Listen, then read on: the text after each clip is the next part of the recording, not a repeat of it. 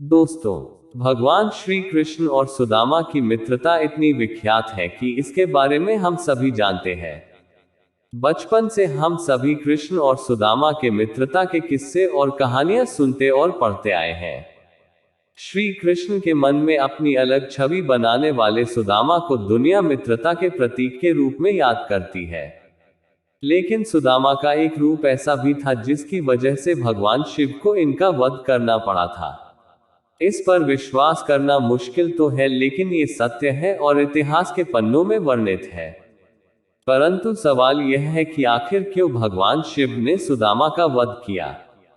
आज के वीडियो में हम आपको यही कथा बताने जा रहे हैं कि आखिर क्यों भगवान शिव को सुदामा का वध करना पड़ा। नमस्कार दोस्तों, हमारे चैनल में एक बार फिर से आप सभी का स्वागत है। स्कंद पुराण में वर्णित कथा के अनुसार गोलोक में विराजा नाम की एक कन्या रहा करती थी। विराजा भगवान श्री कृष्ण से प्रेम करती थी और उधर सुदामा विराजा से प्रेम करने लगे। एक समय की बात है जब विराजा भगवान श्री कृष्ण पर मोहित होकर उनके पास गई, तभी उसी समय राधा भी वहां पहुंच गई। और राधा ने विराजा को श्री कृष्ण के साथ देखा तो अत्यंत क्रोधित हो गई।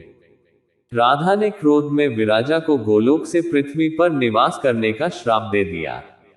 ये सब देखकर सुदामा राधा पर क्रोधित हो गए और क्रोधवश उन्होंने भी राधा को श्राप दिया। तत्पश्चात राधा ने सुदामा को जवाब देते हुए श्राप दिया कि सुदामा का जन्म राक्षस योनि में होगा। जब श्राप के फलित होने का समय आया तब सुदामा का जन्म राक्षसराज दंभ के यहाँ शंखचूर्ण के रूप में हुआ और विराजा का जन्म धर्मध्वज के यहाँ तुलसी के रूप में हुआ। जब शंखचूर्ण बड़ा हुआ तब वह पुष्कर में जाकर ब्रह्मदेव को प्रसन्न करने के लिए तपस्या करने लगा। कुछ वर्ष पश्चात ब्रह्मा उसकी तपस्या से प्रसन्न होकर प्रकट हुए और उसे वरदान मांगने को कहा। शंखचूर्ण ने ब्रह्मदेव से वर मांगा कि मुझे कोई भी देवता युद्ध में हरा ना सके। तब ब्रह्मदेव ने उसे अजेय होने का वरदान देते हुए एक दिव्य कवच प्रदान किया। फिर ब्रह्मदेव ने उसे कहा कि तुम बद्रीवन को जाओ, वहां धर्मध्वज की पुत्री तुलसी सकौम भाव से तपस्या कर रही है, तुम उसके साथ विवाह कर लो। इतना कहकर ब्रह्मदेव अंतर्ध्यान हो गए। ब्रह्मदेव के आज्ञानुसार शंखचूर्ण बद्री आश्रम को चल पड़ा। कुछ समय पश्चात वह बद्रीवन पहुंचा और देखा वहां एक अत्यंत ही सुंदर कन्या तप कर रही थी। तुलसी को देखकर शंखचूर्ण उसकी सुंदरता पर अत्यंत मोहित हो गया और मधुर आवाज में उसने तुलसी से पूछा कि हे सुंदरी, तुम कौन हो और यह क्या कर रही हो। तब तुलसी ने बताया, मैं धर्मध्वज की तपस्विनी पुत्री हूं और यहाँ तप कर रही हूँ। फिर तुलसी ने शंखचूर्ण से पूछा कि आप कौन है और यहाँ क्यों आए हैं। तब शंखचूर्ण ने कहा कि हे सुंदरी, क्या तुम मुझे नहीं जानती हो। मैं देवताओं पर विजय प्राप्त करने वाला शंखचूर्ण हूँ। पूर्व जन्म में मैं भगवान श्री कृष्ण का अति प्रिय मित्र था, लेकिन राधा जी के श्राप के वजह से मेरा जन्म दानव योनि में हुआ है। भगवान श्री कृष्ण के प्रभाव से मुझे अपने पूर्व जन्म का स्मरण है। मैं यहाँ परमपिता ब्रह्मा जी के आज्ञा से तुमसे विवाह करने आया हूँ। तुलसी शंखचूर्ण के बातें सुनकर उस पर मोहित हो गई और दोनों ने गंधर्व विवाह कर लिया। उसके पश्चात शंखचूर्ण तुलसी के साथ अपने राज्य में चला गया। कुछ समय पश्चात गुरु शुक्राचार्य की आज्ञा से शंखचूर्ण को दानवों का राजा बना दिया गया। राजा बनने के बाद शंखचूर्ण ने देवलोक पर आक्रमण कर दिया और ब्रह्मदेव से मिले अजेय होने के वरदान और कवच की वजह से उसके आगे कोई देवता टिक न सका और सब युद्ध भूमि छोड़कर भाग खड़े हुए। फिर देवी भद्रकाली शंखचूर्ण से युद्ध करने के लिए रणभूमि में पधारी। दोनों में भयंकर युद्ध हुआ। फिर आकाशवाणी हुई कि हे देवी, तुम शंखचूर्ण को नहीं हरा सकती, क्योंकि जब तक इसके शरीर पर ये दिव्य कवच है और इसकी पत्नी का सतीत्व अखंडित है, तब तक इसे कोई नहीं हरा सकता है। ये सुनकर देवी भद्रकाली भगवान शिव के पास गई और उन्हें आकाशवाणी की बातें बताई। तब भगवान शिव विष्णु भगवान के पास गए और उन्हें शंखचूर्ण का वध करने के लिए प्रेरित किया। तब भगवान विष्णु ने ब्राह्मण का रूप धारण किया और शंखचूर्ण के पास गए और बोले, हे दानवेंद्र, मैं तुम्हारे पास याचक बनकर आया हूं, कृपया तुम मुझे भिक्षा दो।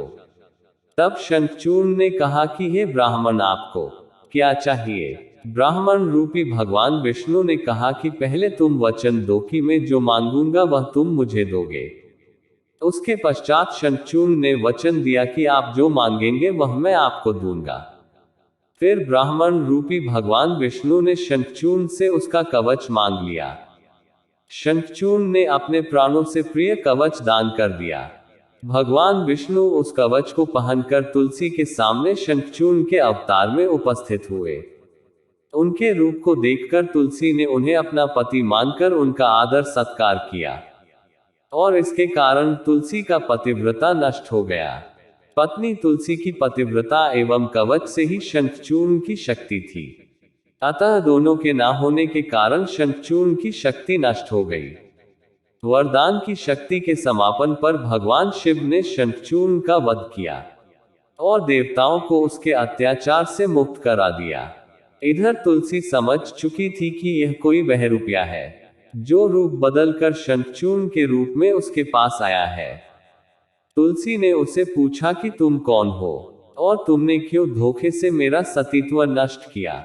तब भगवान विष्णु अपने रूप में आ गए और उन्होंने तुलसी को अपना प्रयोजन बताया। फिर तुलसी फुट फुट कर रोने लगी और रोते हुए उसने कहा कि आपने मेरा सतीत्व नष्ट कर दिया। तभी भगवान शिव प्रकट हुए और उन्होंने तुलसी से कहा कि बद्रीवन में तुमने जिस प्रयोजन से तपस्या किया था ये उसी का फल है, कुछ भी अन्यथा नहीं होता है। अब समय आ गया है कि तुम इस शरीर का त्याग करके दिव्य रूप को धारण करो और लक्ष्मी के समान श्रीहरि विष्णु के साथ वैकुंठ लोक में विहार करती रहो। और जिस शरीर को तुम छोड़ दोगी वह नदी के रूप में परिवर्तित हो जाएगा, जो पूर्व रूप गंडकी के नाम से प्रसिद्ध होगा। कुछ काल वर्ष बाद मेरे वर के प्रभाव से तुम पुष्पों में श्रेष्ठ तुलसी का वृक्ष हो जाओगी। तो दोस्तों, अब आप जान गए होंगे कि भगवान शिव ने सुदामा का वध कब और क्यों किया था। अगर आपको यह वीडियो पसंद आई हो तो लाइक और शेयर जरूर करें। धन्यवाद।